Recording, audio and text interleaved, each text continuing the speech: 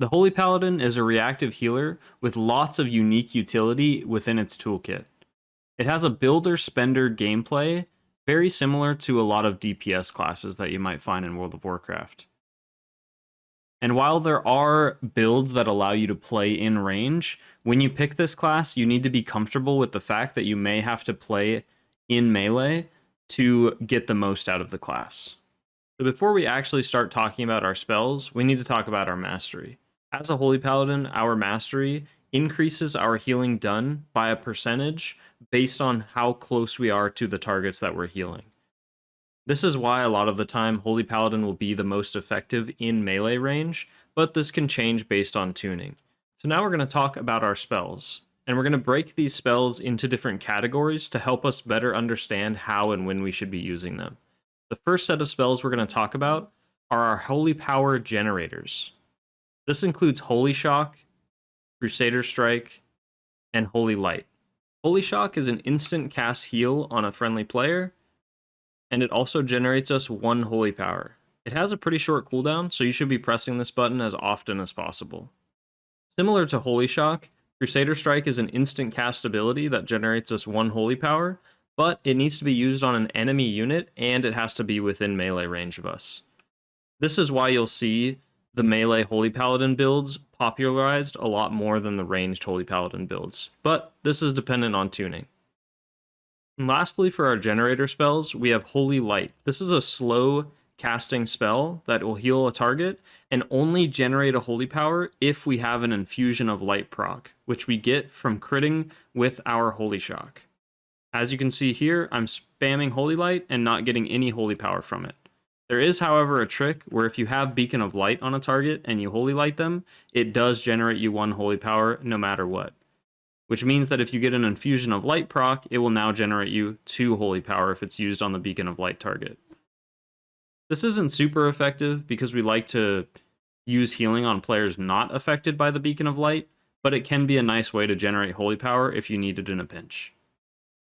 So next up, we're going to go over our Holy Power spenders. These are going to be the spells that we use in order to spend the Holy Power that we just generated with the previous abilities that we've been casting. This includes Word of Glory, Light of Dawn, and Flash of Light. Word of Glory costs 3 Holy Power, and it will do an instant cast heal very similar to Holy Shock, except it doesn't have a cooldown. It only requires Holy Power, and it will heal for about twice as much as Holy Shock. So it's a very efficient heal when we want to heal a single player back up to full health. Next up, Light of Dawn also uses 3 Holy Power, but this, unlike Word of Glory, will heal multiple targets in a cone in front of us. So it's good when we want to get coverage on a large amount of players and do the most amount of healing that we can with multiple injured party members in front of us. It is worth mentioning that with Light of Dawn, it is a frontal cone, so you need to aim it at the players you want to heal, and you need to be pretty close to them in order for it to actually reach.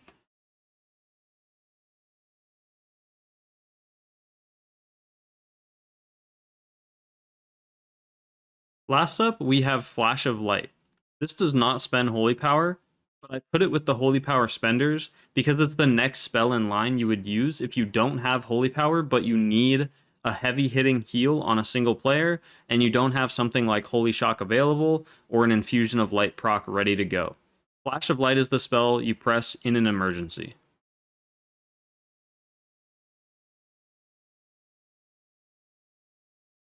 Next up, we have our utility spells. This is going to include Cleanse, Hand of Sacrifice, and Divine Shield. Cleanse is our typical healer cleanse that is available to all healers, but ours in particular as a Holy Paladin will cleanse poison, disease, and magic effects. Hand of Sacrifice is an ability we can use on any friendly player besides ourselves, and it will put a buff on them that will redirect some of the damage that they take into us. Next up, we have Divine Shield, which is the pinnacle of Paladin abilities in World of Warcraft. This is a button that as soon as you press it, it will make you immune to everything. It will remove all debuffs off of yourself in most cases, and will make you immune to damage and harmful effects for the next 7 seconds. It's an incredibly powerful ability, but with that, it has an incredibly long cooldown. Next up, we'll go ahead and talk about our damage spells. This is going to be Judgment, Consecration, and Hammer of Wrath. Judgment is just a quick 9-second cooldown ability that can be used from range that deals a moderate amount of damage. Consecration applies a field under our feet directly, centered under us, and it will deal damage to every enemy inside of it. And there are some talents that allow it to also do healing. So this is another spell that you're going to be wanting to press quite often in things like dungeons, but in raids we probably won't use it so much. Then we have Hammer of Wrath. This is another ranged ability just like Judgment, but it also provides us with 1 holy power every time we press it. It does a heavy amount of damage and can only be used if we have our Avenging Wrath activated or the target is below 30% HP. So now we'll go ahead and talk about our healing rotation, which is actually quite simple since we already explained it just by going through our spells. The healing rotation just follows this. Generate Holy Power is our first step. We want to generate Holy Power with things like Holy Shock, Infusion of Light procs on Holy Light, and we can also use heals on our beacon target to get Holy Power if we need to in range. The next step is spending that Holy Power, and we do that with Word of Glory if we need single target healing, and Light of Dawn if we need AoE healing.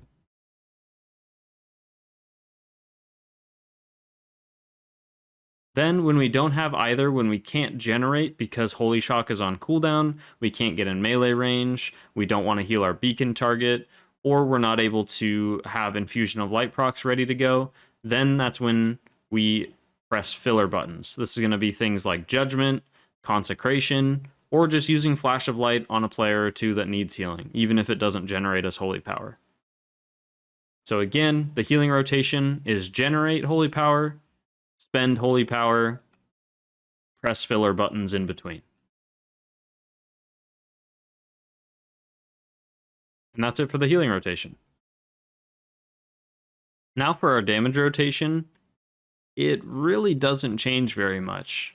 We're already dealing damage with our regular rotation by generating Holy Power, especially if we're in melee range and casting Crusader Strike in order to generate. But there is an added tip that I'll give, which is that you can Holy Shock enemies. So if you're needing to do damage or I guess rather if you're not needing to do healing, you can instead press your Holy Shock on the enemy to do damage and still generate the same amount of Holy Power. Then from there, if we're Holy Shocking the enemies, we then just generate Holy Power as normal by pressing Holy Shock and Crusader Strike still. And then after that, we want to be still spending that Holy Power, which there is Shield of the Righteous available to us, which is just a way to spend Holy Power and do damage at the same time.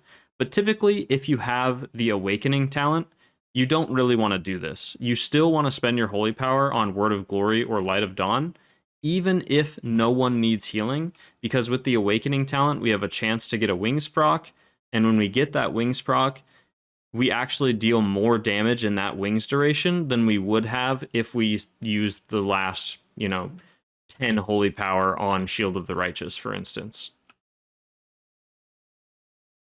Then after we generate and spend Holy Power, the next step to dealing damage, if that's our priority, is to then be using those filler buttons, just like we talked about in the healing rotation. Judgment, Consecration,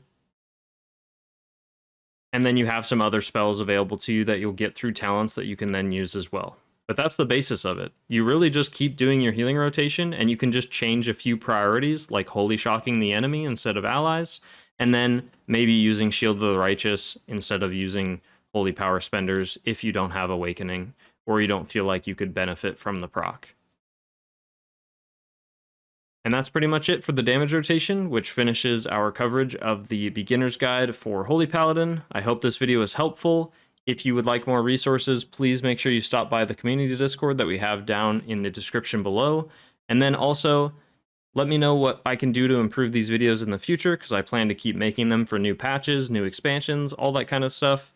And then once you're ready to move on to the next step, you can go ahead and find the related Mythic Plus or raiding guide for Holy Paladin and Dragonflight for whatever the newest patch currently is. And I'll have that linked somewhere on the screen, in the description, something like that. So thank you so much for watching. Have a great one.